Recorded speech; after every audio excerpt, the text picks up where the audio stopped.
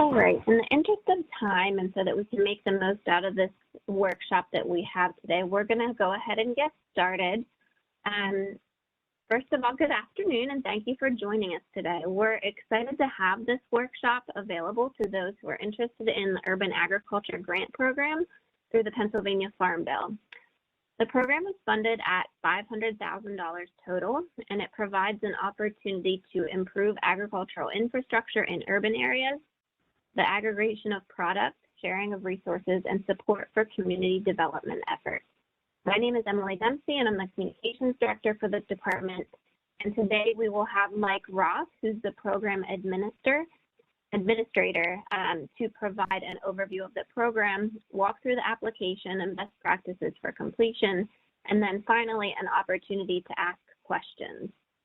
We'd ask that everyone please keep themselves on mute for the duration of this presentation, and then we will have an opportunity to answer all of your questions at the very end of the program. If you have questions as the program is going along, please type them into the chat box and we will answer those questions at the end. To find the chat box, just look at the bottom right of the WebEx program and click on chat, and that will allow you to type your questions and communicate with us throughout this workshop. To keep this workshop running smooth, like I said, please just keep yourselves on mute, and we will answer your questions through the chat box. We'll also have contact information available, which you can see on the screen now if you do have further questions after this workshop is over. So again, Mike will run through the program, best practices, and at the very end, we'll answer questions. But as he goes along, if you have questions, feel free to type them in so that you don't forget them. And we will run through each question individually at the end of the program. So now I'll turn it over to Mike to get us started. Yeah, thanks, Emily, and thank you all so much for joining us on this windy day. So hopefully our connections are good throughout. So just want to go over a quick outline today. So to begin with, we'll just go over a very quick background of the program, its origins and its purpose. We're going to look at a checklist that will help you sort of identify, does your project seem to fit, correctly into this grant program. Then we're going to look at 3 different resources that I suggest everyone take a deep look at. First, the PA Bulletin. Second, the overview page on the Department of Ag website. And third, finally, we'll go step by step through the application. And I'll try and do this in a good amount of time. So I do apologize if I'm going fast. As Emily mentioned, please feel free to throw questions in the chat. And then, we'll just go over questions here at the end. And if there's anything else, I'll be happy to review it. So just to start off again, if you're watching the screen right now, my contact information is there. I will say it's probably faster to catch me by email, or please feel free to text me at that number that's listed there. That's my work cell. I'm happy to connect by text. But if you want to jump on the phone, I'm happy to schedule something with you at any point through this process that you might be running into issues. So certainly welcome you to engage whenever you would like.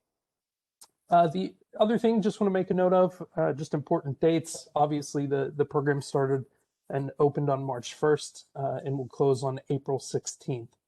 So just to please keep that in mind as you're applying. April 16th is going to be the deadline.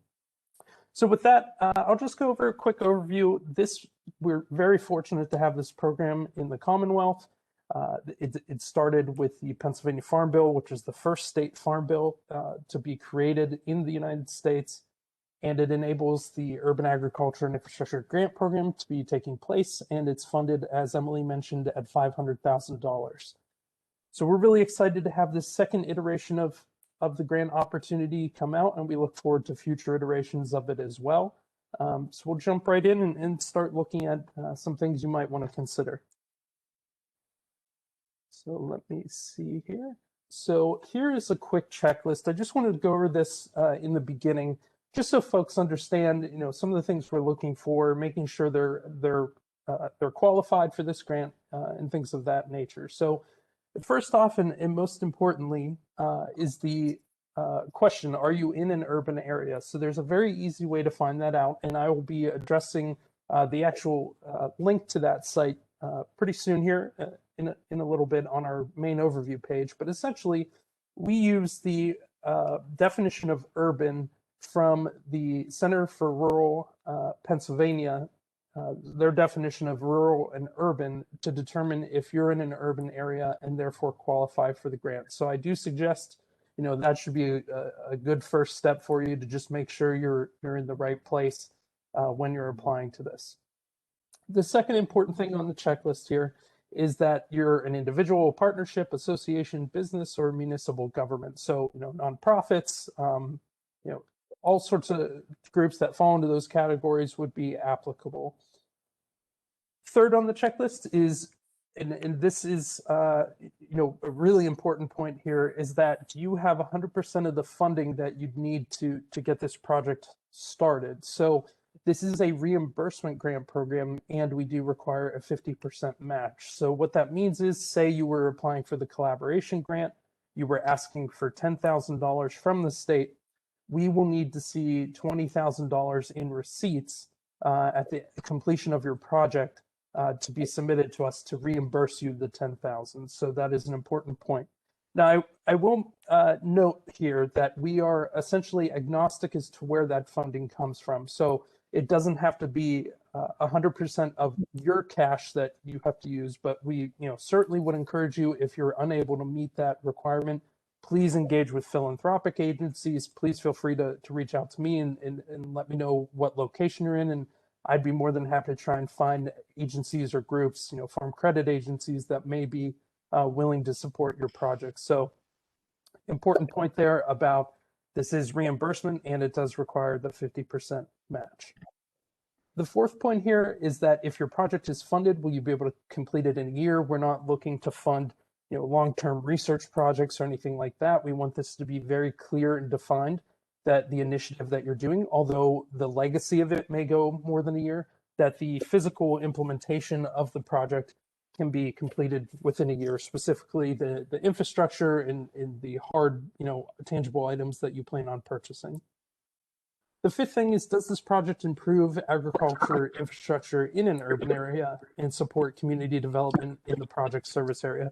So the type of application we don't want to see, preferably, is someone that's just trying to do a project in their backyard. That is not the wheelhouse of what this grant is aiming to do. We really want to see projects that are connecting people across the community, offering a community service of some shape or form. And even if you're a for-profit business, we want to see that you're engaging with the local community, either providing jobs or educational opportunities and things like that. So this can't be, just a hobby project. This really needs to be something that's deeply rooted in the community, or provides opportunities for the community or school or whatever it might be. The last thing here, and this is more just of a heads up for you as you're applying, you will need to know when you're going through the application, are you applying for a microgrant or collaboration grant? And I'll show you a little more detail on that in just 1 second here. So we'll jump right over. So here's one of the 3 pieces of information that everyone should take a deep look at. So this is on the Department of Agriculture's website. And this is just our general overview page of the grant. I'm sure many of you have seen it already. But just to touch on the piece we recently spoke about. So there's microgrants and collaboration grants. So the microgrant is up to, and this is for the match, up to $2,500. So to max out that grant, you would need to spend $5,000 to get that $2,500 in match. And we are limiting those microgrants up to $50,000. So the max amount of microgrants that we'll fund will reach that dollar amount, and then everything else will be for collaboration grants. So for collaboration grants, although the grant itself, when you're going through the application, looks very similar for both, we're going to look really closely at the collaboration grant for it to meet the various things that we ask you to explain throughout the application. So for the microgrant, if you're just buying, let's say some composters and maybe some cedar for raised beds or things like that, we're not going to be as intensive about, sort of the grading, if you will, on your grant application, because we realize you're using this small amount of funding to do some infrastructure, purchasing. So with collaboration, that's where we want to see, really clear examples. Are you collaborating with others? Are there others vested in the project?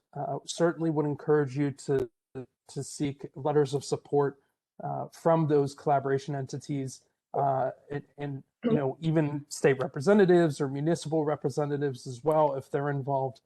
We really want to see that this is a sort of a group effort and is going to have a deep impact in the community that it resides in. So just to go over again, this page is just a quick overview of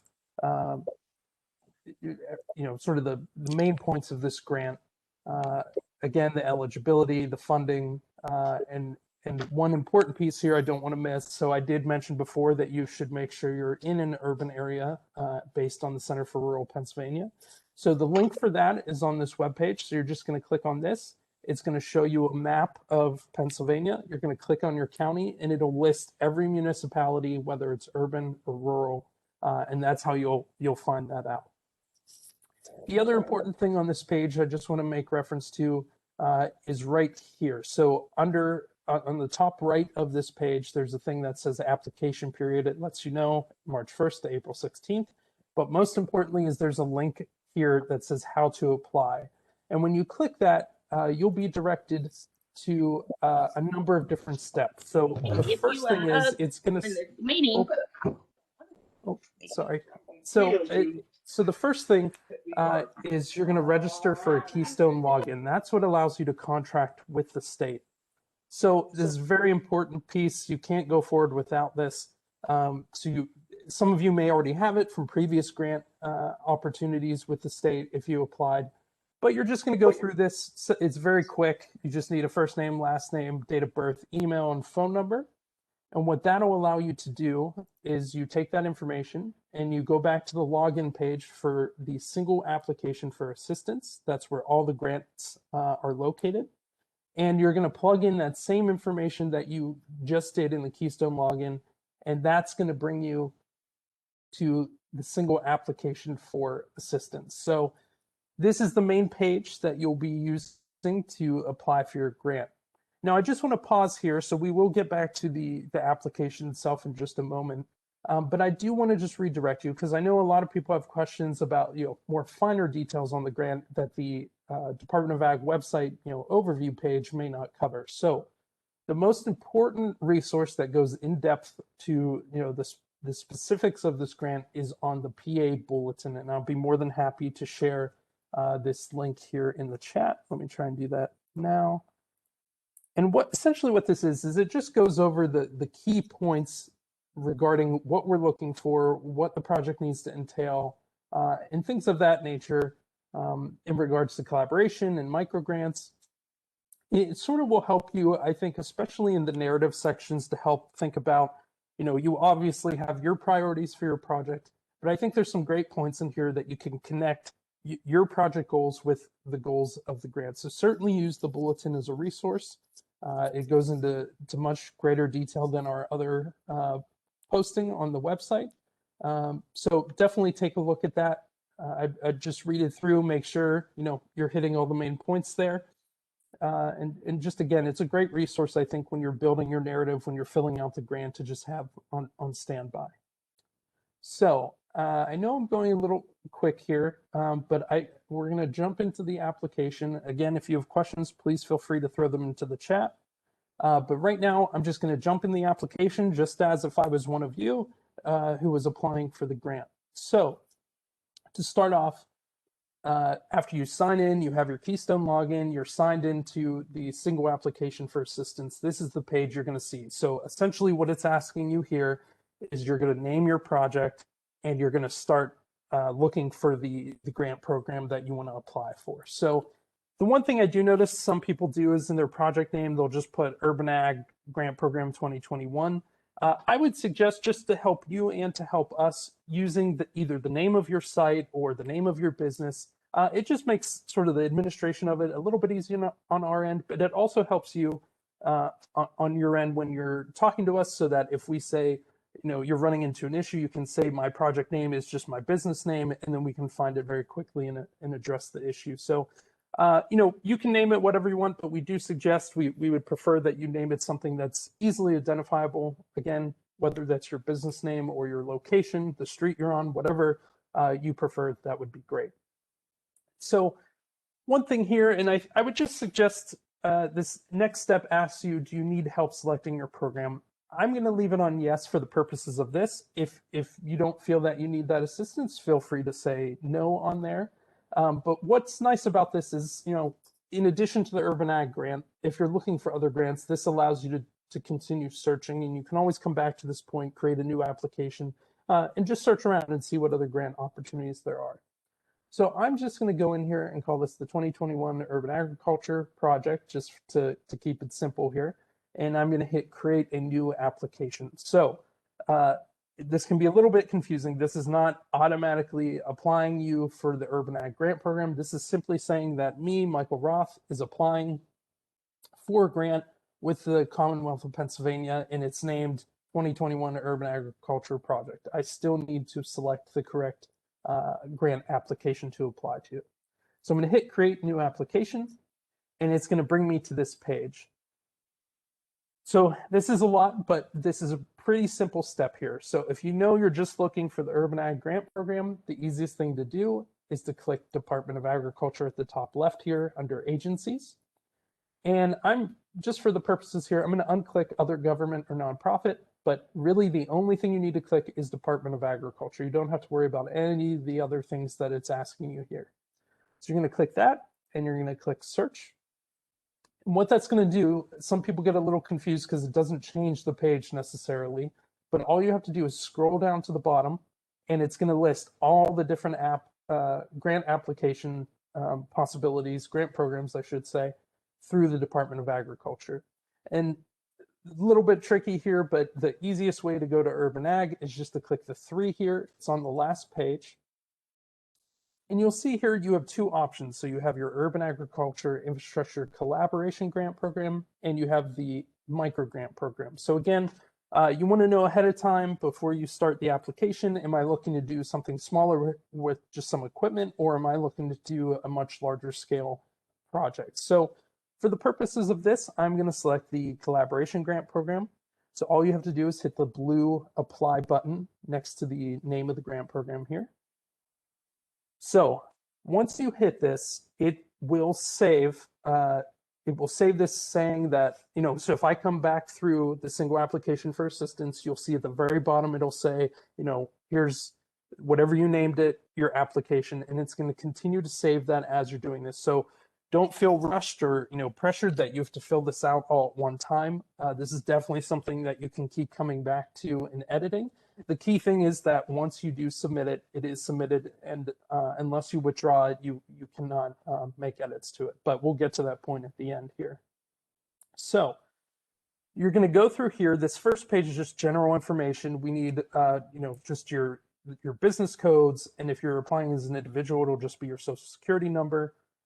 We want to know who's the head of your program, good contact, good phone number, and things that we can reach you, and the business address.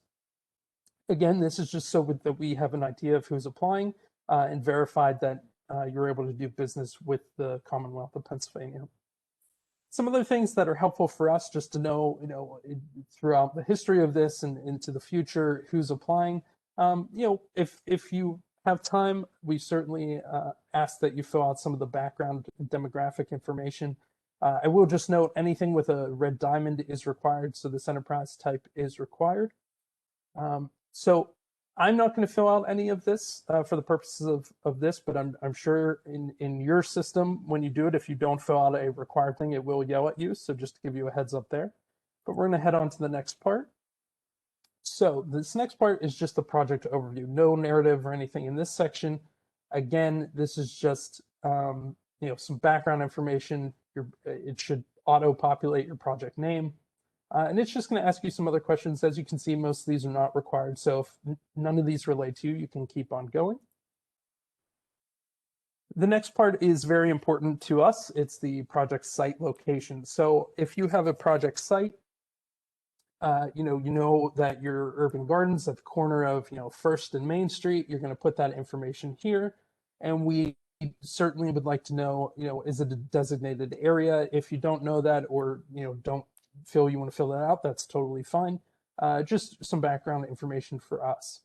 The one thing I will say here that some people have had some issues with in the past is they're concerned that, there's nothing to fill here for PA House or Senate. What's nice is once you put your county and municipality, that'll auto-populate. So there's no worries there if you don't know that information off the top of your head. The other thing is if you have multiple projects, you can click right here in the project overview and add more sites. But if you just want to note that in the narrative, we're totally fine with that too. We just need to know sort of where the main site is, or sort of main area that you're going to be doing this work in, just for our purposes of recording where we've had an impact, but also to know who we've been able to reach in the past. So again, we're going to hit continue. So this is the project narrative. Now you're going to have an opportunity to get into a lot of detail in the next section, in the addenda portion. But really, what we just want to see here is just succinctly just tell us, what is your story? What is the purpose of applying for this grant? You don't have to go into super granular detail in this project narrative. We're just sort of gauging, is this a water infrastructure project, or is this a school garden? What is the sort of main point here that you're trying to get across and that you're applying for, and what you hope to do? So, just a basic outline here. Again, I would refer you to the bulletin. Use that as a sort of a skeleton to build off of, to just give us the sort of big overarching, elevator pitch here of what you're planning on doing. So we're going to hit continue again. Now this next section does trip a lot of people up. It's very simple here. All we're asking is for this. So let's say we're doing a collaboration grant and we want $10,000 matched from the Department of Agriculture. All you have to do here is put 10,000 under Urban Agriculture Collaboration Grant Program and 10,000 under private match if that's what you're matching with. That's really all we want to see in this particular section, is just where's the money coming from. The other thing here, just to note, so say you're asking for 10,000 from us, you have 5,000 in cash from your private agency and 5,000 from a nonprofit or a philanthropic agency. What you can do is just hit this add funding source button. That'll create a new column. You can put the name in. You could say, it's coming from this foundation and this amount of money. So that's all we're asking for here. The next thing, again, is very simple. We're just asking, how did you come to the total? Were you, looking at, a website and sort of, saying, here's all the hard infrastructure that I'm going to be purchasing, and this is what it costs. So, you might be on, let's just say, Home Depot's website. You know that you need composters and some wood and nails, things like that.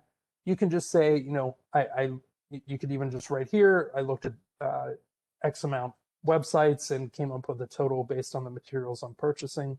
And you can click one of these, boxes here to just let us know, if it's a contractor thing, did you get engineering estimates and things of that nature. We don't require that you, post a some sort of document that says, this is, Chuck's engineering firm and this is, what that costs. We don't need that at this point. We just need to know generally where your idea of cost came from. So we're going to move on. So this is the final step, and I do apologize that it's the most rigorous step here. So the final step is the program addenda. This is sort of the meat and potatoes of what you're going to try and communicate to us and the story you're going to tell us in your grant. So as you can see here, just a quick overview, the addenda is a Word document you're going to download, and it's going to ask you things like how you're going to be answering the questions of how does your project improve agriculture infrastructure in an urban area, and you can see some of the other things here. So I'm just going to try and pull this up really quickly and make sure that I can pull it over there. So pretty simple. You're just going to download it and you're going to just fill out these sections just as you would anything else. So the first one, improve agriculture infrastructure in an urban area. You're just going to, again, please feel free to use the bulletin, use that as your skeleton to build out here's my story, and here's how it fits what this grant is looking for. So you're just going to go through, answer these questions, and then it's going to ask you, what are the key steps that you're going to do? This could be very simple. You're just going to implement a rain barrel or something like that, and it could just be one step. Or, if you're doing a very large collaboration grant, you may have multiple steps. You have a contractor coming on this date, or plan to have a contractor in this time frame, and then you'll implement some of your other things. So you're just going to say the activity description, who's going to do the work, and when it will be accomplished. That's just to help both you and us understand how you're going to meet sort of that year deadline that we talked about earlier. The next portion here, I just have an example, so don't be worried about all these charts here. This is just an example for you. You're going to go through, and you don't have to be perfect here. You can be more generalized, but we would just like to see, what are you covering? So maybe there's a cost that, since we're a state agency, we're not able to cover, and you're going to cover that with matching funds, but you want us to know that, to expect to see a receipt for that, but that's not for the match. That's just to show, or I'm sorry, it is for the match. It's not for the grant funds to support. So again, this is, as simple as saying in the example here on the left, I have in the equipment category, grant funds, there's 5,000 here for, you can name the equipment if you would like in this section, or you can even just keep it simple. Actually, I do apologize. You can just keep it simple in these, 4 buckets, or if there's others. So it's going to ask you how much you're going to be spending on equipment, how much on supplies, how much on contractual work, and how much on other. We don't need to see, we're getting an X270 refrigerator or anything like that. We just generally want to know, sort of what is the total amount of equipment, supplies, contractual work that you'll be doing. You'll just throw the total in there. So that's pretty much it on this piece. And it's certainly helpful for us to know in the project narrative what things you plan on purchasing. That's always helpful for us to sort of understand what you're planning to do with your project. And you can even note that here if you would like, but if you just want to keep it in the narrative section, that's great too. So let's say you filled out this Word document, you're done with it, you've saved it. The next thing you're going to do is click this choose file, and you're just going to upload it. And then you're pretty much done with the application, pretty much done with all the hard parts. Now, this next and last section here is looking for who can sign off on this. So essentially, who's your CEO or head of the business? And you're going to put your name or the name of the person that we should be in contact with to send the contract to, should you be awarded, their title, and their email address. So that is one area of confusion sometimes. We'll send a contract out when someone's awarded, and we do need the proper person to be signing that, who either owns the business or is head of the nonprofit organization. So certainly keep that person in the loop if you're not that person, to say, hey, if we're awarded, you'll be receiving this electronic request to sign the contract. So important point here, and it's the last point for the application. So I'm going to hit continue here, and this brings us to the end. If I would have filled things out, it wouldn't be yelling at me, but you're going to just make sure that you have all the proper information filled out. Again, you don't have to do this all at one time. It's going to be saving for you. And since I didn't fill anything out, it's not going to allow me to submit, but when you get to the end here, you're going to hit submit. It'll confirm that with you, and all you'll have to do then is wait. So that is the general overview. Now, I do want to try and go back here just to show you how it saves. So as soon as you go in here, it's going to automatically save that under your information here. So I'm going to try and go back to the beginning. Okay, great. So say you fill out a few sections the first day, but you don't have time to do everything all at once. All you have to do is re-sign into the single application for assistance, and it's going to pop up right here at the bottom. So you don't have to hit create new application or anything like that. You're just going to find the one you were working on and hit edit. You'll jump right back in, and it'll work just like we discussed earlier. So that is the application overview there. I'll just jump back to the slides here again, just to put up my contact information, and I'd be more than happy to start answering questions and field anything else you guys might be running into. So let's Thanks, see. Mike. We have a couple of questions, so I'll just run through them. Our first question is from Helen. Her question is, if different pieces of funding come in over time over the year, can reimbursements then be provided? We are applying for grants to various organizations and for city urban agriculture funds that may be awarded and dispersed at various times throughout the year. Yes, thanks for the question, Helen. I would just say, obviously you want to make sure your funding sources are solid. If the agreements are made beforehand, that's great.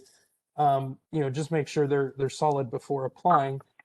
We do prefer folks submit all the receipts at one time and we reimburse them at one time.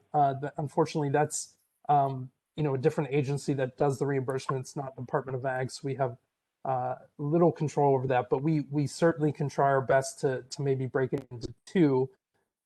Say you have your first round of receipts that you need to submit, we can certainly try and do that. I don't think we could do that on a multiple for each receipt you have, but we certainly could try and do that on at least maybe two occasions, but we're certainly happy to talk about that more with you. Thanks, Mike. We have one more question from Helen. She asked, can we apply for both a microgrant and a collaboration grant so that if we don't receive a collaboration grant from the multi-partner application, we can still benefit from another project? Yeah, so the only limitation is the total award amount that you get within 1 year, but even if you got awarded the max in the collaboration and the micro, it wouldn't put you over that max. So, I would just ask that you don't do more than one in each category. You would just do, you could do one collaboration and one micro. The other point there I would just say is I would just be careful that you're not duplicating things, because if in the collaboration grant, the reviewers of the grant application see the same thing in your micro grant, they may ask you to withdraw one of them. So I would say if there's maybe some pieces to the puzzle of your project that can sort of fall in a different category or fall neatly into the micro, I would encourage you to make sure that both grants are a little bit different. The narrative and everything else certainly could stay the same, since it most likely will. But just sort of explaining to us, here's a different piece to the puzzle here that is more the hard equipment for the micro, and maybe the collaboration is more the contracting work or something of that nature. Thanks, Mike. We have a question from Mandy. Do schools qualify as government? Yeah, so Mandy, schools certainly would fit in here. I would just refer you, and unfortunately it closes in 4 days. There is a farm to school grant as well, if you're interested in that. But you certainly could, if you're doing a education garden or things like that.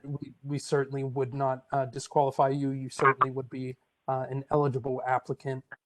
So I would certainly encourage you to apply. Thank you. And as we're going, if you have follow-up questions, feel free to type those in the chat and we'll get to them if we have time. But we do have a few more questions to get to. Our next question is from Sheila. Her question is this grant only for farmers? I have a food processing business and my project would be investing in equipment and recipe development that would allow me to process local farmers' excess produce into shelf-stable value-added products. These would either be provided back to the farm for resale or I would sell them in my market. Could this be a collaboration grant? Yeah, that's a great question, Sheila. Typically we're leaning more towards the actual growing of food and things like that. But I think in your specific case, if the farms are urban farms and they're looking to sort of co-locate those materials for value-added processing that then will be sold in that urban area, I think you could make the case there. The only thing, I'm not sure some of the processing equipment would necessarily qualify, but if you could, justify in your narrative that the bringing together of these urban farmers, whether it's materials to help them bring the food to you, whether that's refrigeration equipment or something like that, then I think the case could be made there. We're probably less likely to fund. I'm trying to think of some processing equipment, but if you can sort of explain to us how it connects directly to the farmers being able to grow more, store more food, and then be able to get it from sort of seed to sale, then that I think would work. But happy to jump on a call with you too, or talk by email if you want to talk that through a little more. Thank you. Another question from Helen. Can we list multiple garden sites, both community gardens that we support and the school garden site that would be working with for some of the educational components? Or should we just list one main garden site where the bulk of the funds for infrastructure, equipment, and educational activities will be dispersed? Yeah, Helen, I think I would encourage you to put them all in there if you're able to. You're still doing the same activities, so that's great. So just in the narrative, if you want to say, hey, here's the site that we're doing the main infrastructure implementation, that's great. And if you say, here's a partner we're collaborating with that will be further supported by our main site, then that's fantastic. Thank you. Next, we have some questions from Bonnie. I'm going to ask these two together because they kind of go. First, is contractual work an allowed expense? And also, can matching funds be other than monetary, such as a contractor providing services? Yeah, thanks for the question, Bonnie. So contractual work is absolutely an eligible cost. However, I will say, unfortunately, at this point in the grant program, it does have to be monetary in the match and in the reimbursement side of things. But certainly, if you say you need a contractor to run a water line, or you need a contractor to build some sort of storage thing on your farm or something like that, that's absolutely eligible. Or say you need a contractor to deploy solar for your solar water pump or something like that. That would be perfectly fine. Yeah. Another question from Bonnie. After the project is completed in a year, can the funds be used for maintenance for the next 3 years? Yeah, so unfortunately, the funds need to be used within that first year because we will need to see receipts for the materials. That being said, I mean, I think I understand your question, thinking about the long-term support for the farm.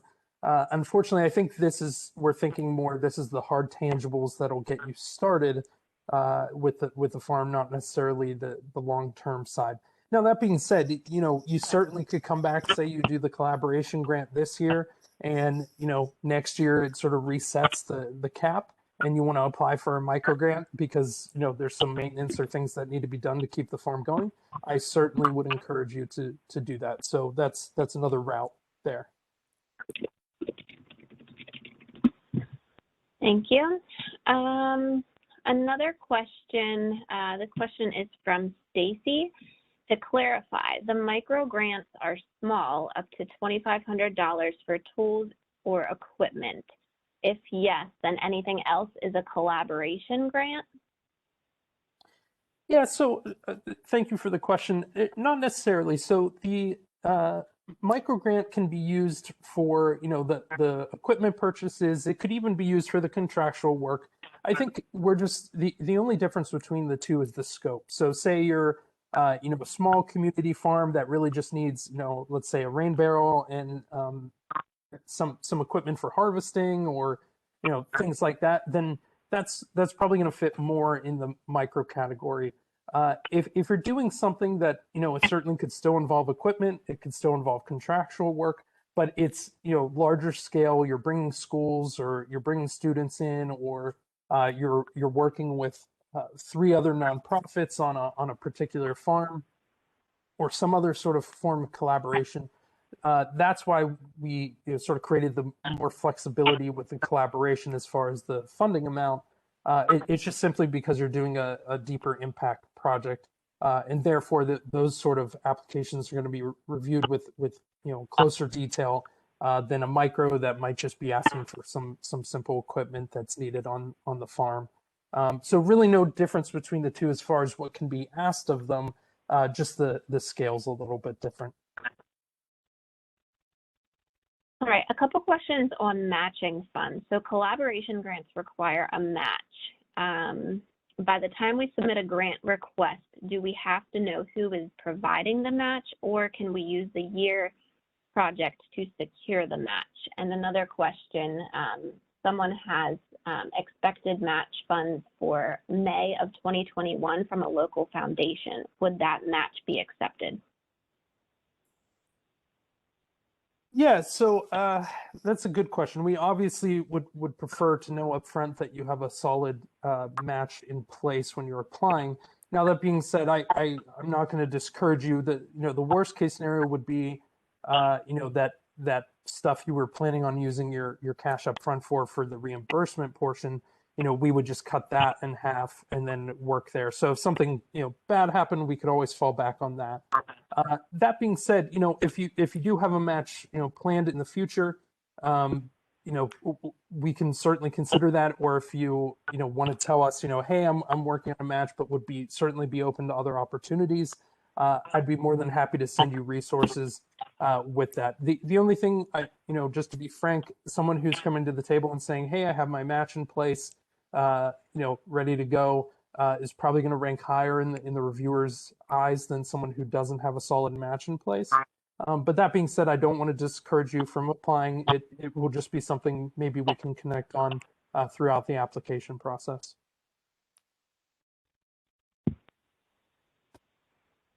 All right, I think you may have touched on this a little bit earlier, but asking again, can one organization submit 2 grant requests? Yeah, so there's sort of 2 functions that might come to play. So say you're one organization who's applying for a collaboration in micro, that's totally fine, as long as it's not duplicating or double dipping anything. That would be one way to do it. The other way is, say you're not necessarily, I don't want to say a parent organization, but say you're sort of this collector of people that are planning to apply. Say you're working with Urban Farm A and Urban Farm B, and they're both seeking to do grants. And they sort of deem you as the better entity to be applying, whether it's because of your expertise or because of the resources you have to be able to do it. That would be fine as well. We would just need to see that sort of the main recipient isn't the same person. So say you're a nonprofit applying on behalf of farms, you could certainly apply for as many farms that that approached you and say they're ones you have a relationship with and doing collaborations with. It just couldn't be that you as the one nonprofit are getting the funding for 7 different applications that are lightly using other people in the collaboration sense. So I hope that makes sense. But essentially, I would just be very cautious on that. The other way you could do it as well is, say you, on behalf of 5 farms you're applying, you could just do one collaboration grant. And say, we're applying for 10,000 in match for the 5 farms that we plan on assisting throughout this process. So that's another way to do it. All right, I'm not seeing any more questions in the chat box. So again, Mike, if you want to maybe share your information in the chat, that way people could copy paste it. That way, if you have further questions, you can feel free to reach out to Mike about this. We'll give it another minute or 2 here just to see if any questions come through, but I'll turn it back to Mike in case you have any final points you want to make. Yeah, thanks, Emily, and thank you all again for joining the call.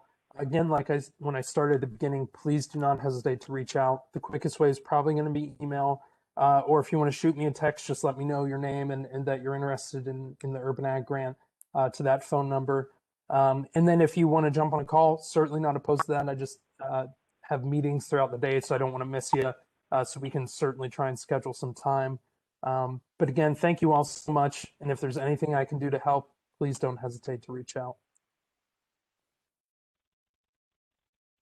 All right, thanks, Mike. So I don't see any more questions. We will have a recording of this available. So we'll place this on the Urban Ag page on our website if anyone wants to go back through and listen to these questions. But again, feel free to reach out if you have questions before the deadline. So thanks, everyone.